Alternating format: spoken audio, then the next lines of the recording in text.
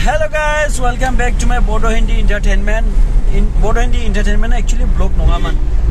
Beko ang sometime vlog huiye, sometime movie huiye, short movie. So namna gazi menanga. Ampai angni channel ko please onane subscribe khalam. Mannan ba namna subscribe khalama. Ang epa kosto khalama. बहुत तेज हो रहा है Nathang namna subscribe pun khalama. Nei. Ampai da jingha bhairabkunda fैदों बेरायनो थाखाय. bhairabkundani views from Mabadi, तो नोंथांमोनखौ देखायलांनोसै नायलांदो भिडिअखौ skip खालायनाङा हा please एडभार्टाइजखौबो skip खालायनाङा अरे कहना क्या चाहते हो मानो होनबा आं एफा खस्थ' गाना भारा सारा गारनानै नोंथांमोननि थाखाय देखायफैयो स' बेखायनो भिउस आंनि भिउवार्सफ्रा अनसुला भिउवार्सफ्रा आंनि भिडिअखौ शेयार खालाम कमेन्ट खालाम साबस्क्राइब खालाम बेनो ओमफ्राय आंना बड' हिन्दी एन्टारटेनमेन्ट मानि थाखाय दोनदों बे खारन दं मानोना होनबा एखमबा आं हिन्दी होनो एखमबा बर' होमबा बयबो बुजिजोबगोन नालाय बेनि थाखायनो आं बड' हिन्दी एन्टारटेनमेन्ट चेनेल नामखौ दोनदों बाय बाय टाटा गुड बाय सोरबा सोरबा आंखौ कमेन्ट खालामदों आदा बड' हिन्दी एन्टारटेनमेन्टआ मानि थाखाय दोनदों चेनेला एसे आलदा दोनदो बा नोंनि नामै दोनदो आंनि नामै दोना आंनि नामा जेक बसुमतारी मोनसे ब्लग दंखायो बेहाय जोंहा होमबाबो दा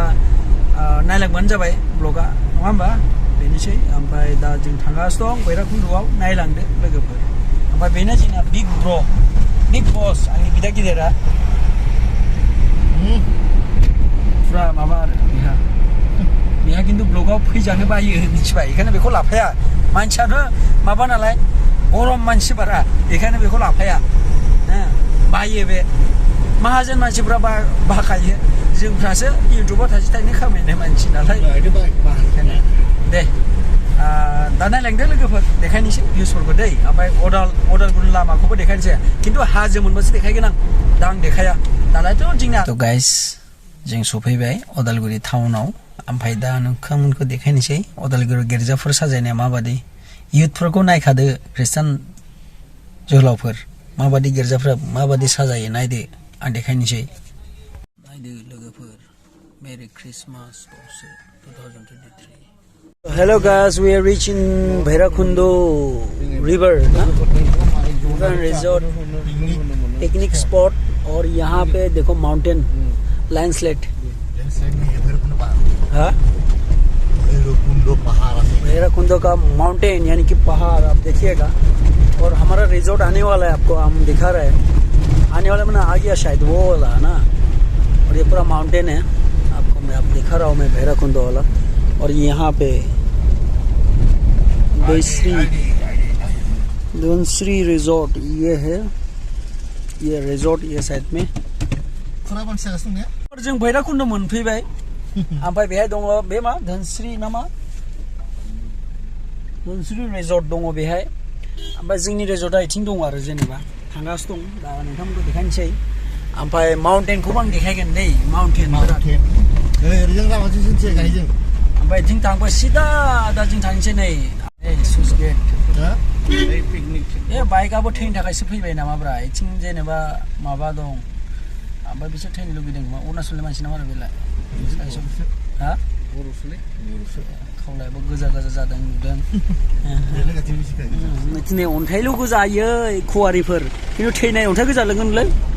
दा थांगौ way to picnic spot resort Bhairabkunda लोगोफोर बे माबायाव मिस खालामनाङा ओमफ्राय आं कन्टेक्ट नाम्बारखौ होनो हागोन डिसक्रिपसनाव बे जाय नोंसोर फैबा अबे रिजॉर्टआव थानांगौ बेहाय जोंनि नाम होनबानो डिसकाउन्ट मोनगोन स्पेशल बे आदा देबनि नाम होनबानो डिसकाउन्ट मोनबाय मिथिबाय 50% डिसकाउन्ट खा फैदो जानायाव नङा खिन्थु थानायावसो आरो जानायावथ' फुल पेमेन्ट होनांगोन नोंथांमोना हो ओमफ्राय नै नायदो लोगोफोर भैरबकुन्दनि पिकनिक स्पट लोगोफोर नायदो पिकनिक स्पटआ माबादि जादों या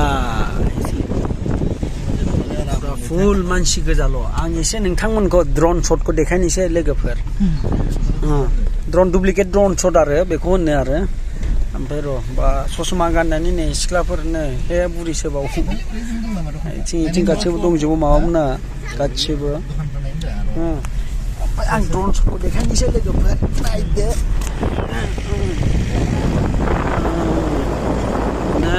लोगोफोर गासिबो नायजोबो गासिबो स्पट गोजाल'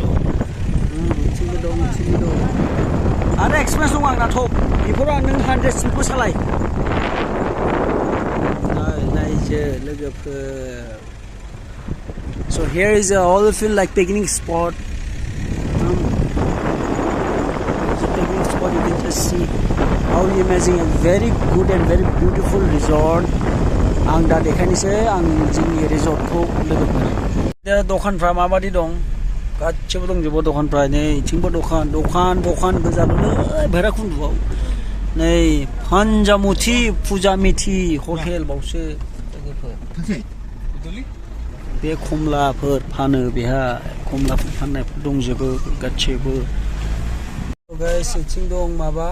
तान्दुरि चिकेन तान्दुरि बिथिं दं रेस्टुरेन्ट औलै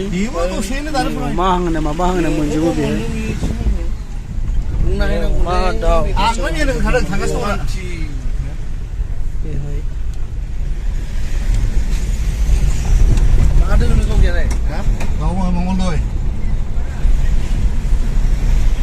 बेहाय गासिबो माबा दंजोबो लोगोफोर SSB camp for unfortunately जों फैनांबाय सडेनलि खामानि मोनसे जानानै ओमफ्राय दारे माबा थाबाय खमला जानायनि जों भैरबकुन्द हाबबायबो माने हाबनानै देखायबाय खिन्थु जानो होनाय फैयानो फन फैना होबाय ओंखायनो खामानि थानायनि थाखाय दा जों फैनांबाय स' नोंथांमोनखौ आइ एम भेरि सरि आं जास्ट भिउसखौसो देखायबाय ओमफ्राय नेक्स्टआव फैफिननानै देखायजोबनोसै मा मोनो मा मोना ओमफ्राय दा जों फैफिनबाय आरोबाव लोगोफोर दा बेहाय पेट्रल सोबाय बायदिसिना पेट्रल सोनानै जों दा उदालगुरिनिफ्राय माबा ओमफ्राय जों डाइरेक्ट होलांबाय माबायाव